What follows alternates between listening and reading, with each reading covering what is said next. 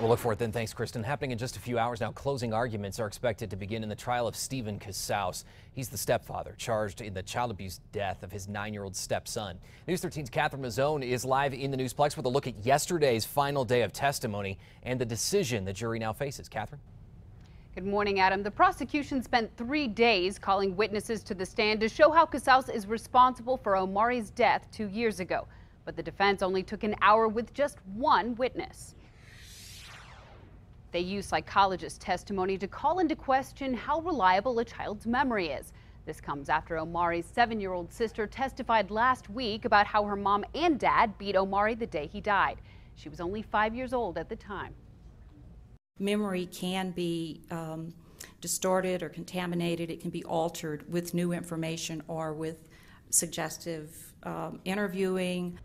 The defense has pointed to other times Omari's sister spoke about it and did not mention Casaus, only saying her mother, Cynthia Varela Casaus, beat Omari. Now the jury will have to decide if Casaus caused Omari's death, either intentionally or by neglect. Casaus is also charged with child abuse for bruises and burns on Omari. The trial is set to resume at 8:30 this morning. Adam, back to you.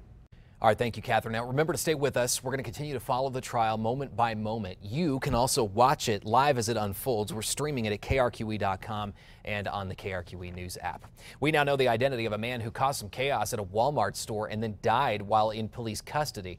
Bernalillo police say 45-year-old Ben C. DeBaca ran from the scene of a crash into a Walmart. And they say once inside that store, he got violent. He attacked customers. When officers did finally subdue him, C. DeBaca had a medical problem and died. Rio Rancho police are investigating and awaiting autopsy results. Now see for yourself photos that Albuquerque police are looking through to try to identify a group of teens caught on surveillance video breaking into cars. These pictures were taken August 30th. Police say the group was spotted near Tramway in Montgomery. According to officers, they even tried to break into an unmarked police car.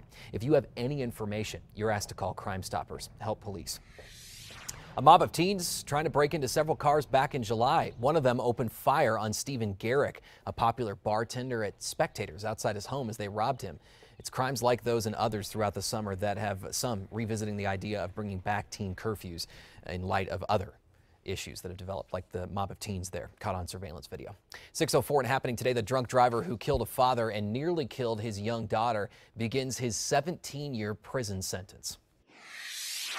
Anything less than the maximum sentence is hardly acceptable by our family. Last year, Jacob Williams was driving drunk near Belen and hit the pair on their motorcycle.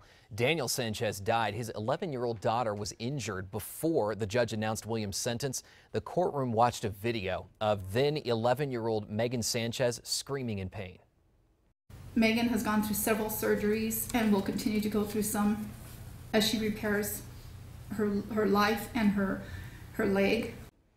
Williams was convicted of killing a motorcyclist and hurting his passenger in another crash near Belen in 2006. He was sentenced to 6 years in prison, but got out after 3. A judge in that case was Sanchez's brother. Police in Hobbs are investigating an officer-involved shooting that started with a domestic fight and ended with gunfire. Happened Monday morning when police responded to a domestic violence call. Police say 42-year-old Tanya Verrett told them that her husband, 42-year-old William Verrett, had beaten her and that he had a shotgun. When officers confronted him, they say shots were exchanged and William Verrett died on scene. Bernalillo County wants to hear from people who are interested in maybe using the old downtown jail. It was cleared out when MDC opened in 2001. Property was then leased to Cornell Corrections, but they closed in 2011. Since then, it's been used for film, TV productions.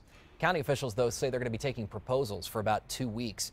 We've posted the details on the KRQE News app. New Mexico Tech is helping in the fight against cyber attacks and cyber terrorism. The U.S. government is giving $1.6 million to the school in Socorro for the training of professionals to help fight cybercrime. The grant will fully fund scholarships for students involved in the program. It requires an internship and research training in the cybersecurity field. A new program is helping college students get more real-world experience. Students will be able to connect with employers online to look for internships. New Mexico's governor, who launched the program yesterday, hopes it will help students prepare for life after graduation and build a more skilled workforce in the state. Here we're going to put all our eggs in one basket, say, here, this is how we're going to do it. Everybody looks into this portal, and you are able to then look for something that works for you. All New Mexico college students will have free access to that new program. New this morning, the state is now tapping into federal funds to help with the doctor shortage in New Mexico. According to the American Academy of Family Physicians, our state's become one of the first to use Medicaid waivers in following with federally qualified health centers to create more primary care residency positions. The state is also planning on using Medicaid waivers to fund 10 additional primary care residency slots in 4 areas with a demonstrated need. They hope the open slots will encourage graduates in New Mexico to stay and practice where there's a strong need for primary physicians. Happening this week, the Kentucky County Clerk who refused to issue marriage licenses because of her religious beliefs is out of jail and heading back to work. And we're now hearing she's still refusing to issue licenses this morning. Yesterday, Kim Davis emerged to a crowd of supporters. The federal judge who ordered Davis jailed 5 days earlier granted her release yesterday, but warned her not to interfere as deputy clerks in her office issue those licenses. No word on whether Davis will actually obey that order, but as we mentioned there, it sounds like she is refusing once again.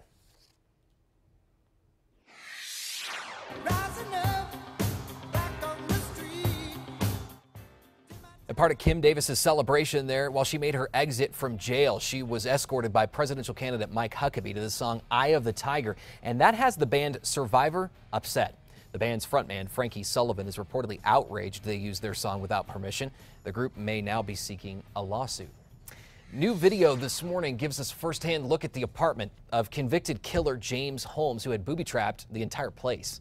Look at this. Video shows various tripwires scattered throughout the area, as well as gasoline and bullets set up in strategic locations designed to help spread fire once it was started.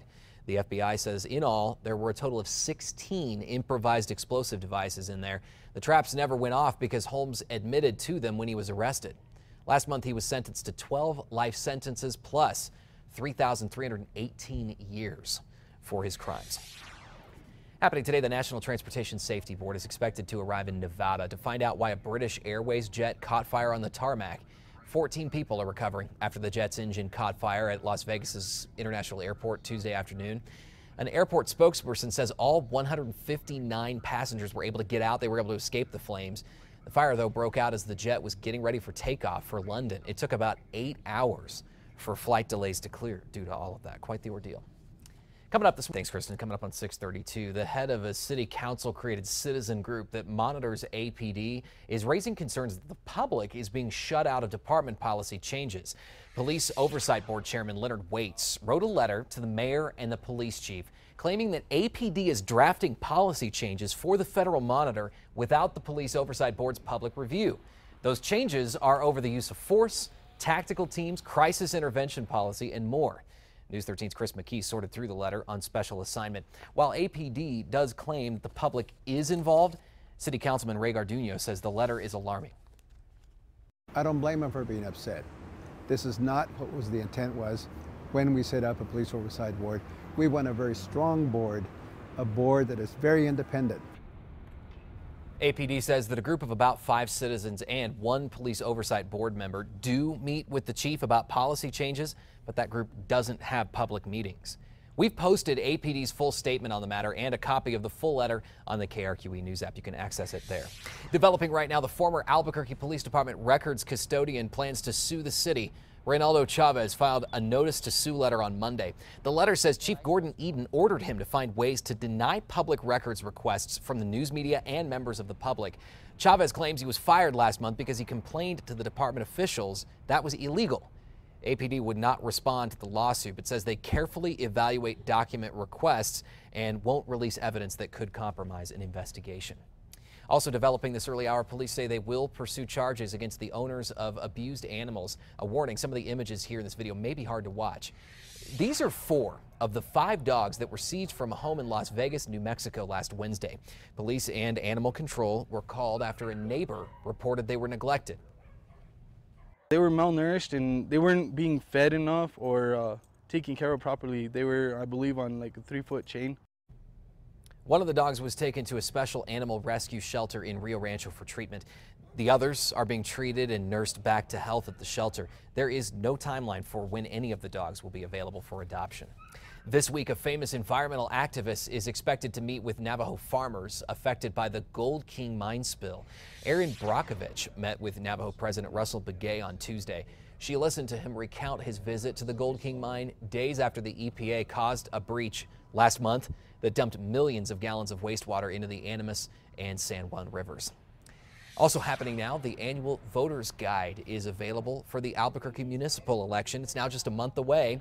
The League of Women Voters delivered the guides yesterday, and they have all the information that you need for this year's election, including where, when to vote, information about all of the city council candidates, and details about the issues on the ballot.